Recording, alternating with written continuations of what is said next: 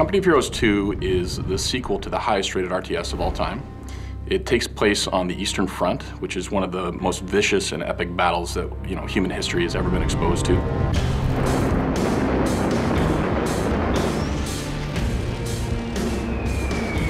Nobody really knows about it. 13 of the 15 bloodiest battles of World War II were fought on the Eastern Front.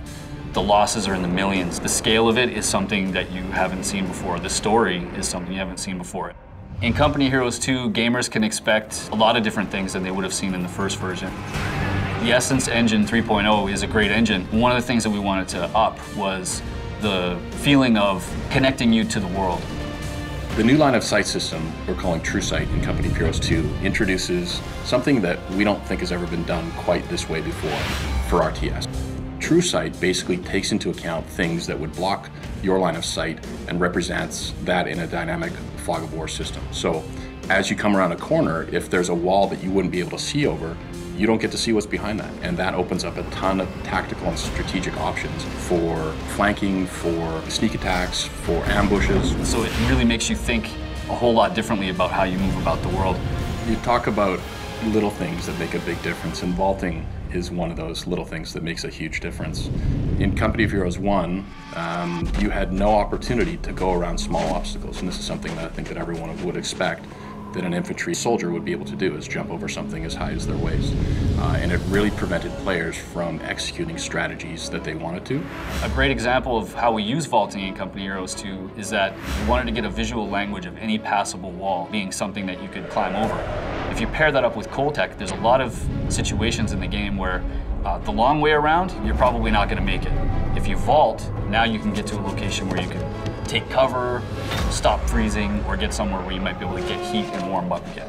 The weather was an incredible force to deal with for both sides. It was something that would absolutely cripple an army if they were unprepared or if they got caught off guard. And it's something that we've really tried to capture in the gameplay experience of COH2. So cold tech really delivers to players the choices that come about as a result of harsh winters. You've got ice, you've got deep snow, and you've got vicious cold. And each of those bring a new tactical element for players. If you bring your vehicles onto the ice, if somebody bombs the ice around your tank's gonna sink. And it looks great. Like the ice cracks around it, you hear it crumble, the tank falls in. If there's any units that are standing nearby, they fall in the water and they try to swim for their lives, but they're doomed, it's too cold.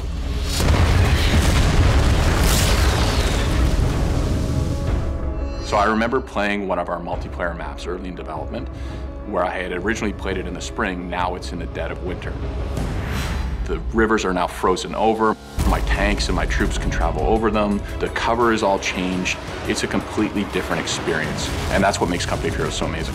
Using line of sight, using smoke, using vaulting, using the True Sight system, you're going to have more opportunities to ambush and surprise players and use information warfare in a way that you've never seen in an RTS before. We talk about every battle tells a story, and 6 years later, after the original Company of Heroes has been released, we still, as a team, when we play it, jump up out of our seats and run over to our opponents and talk about what just happened. It's never the same experience. Something always new and exciting is happening, and that really is what the Essence Engine brings to the table. It really allows us to provide that experience that you just never forget and always keep talking about.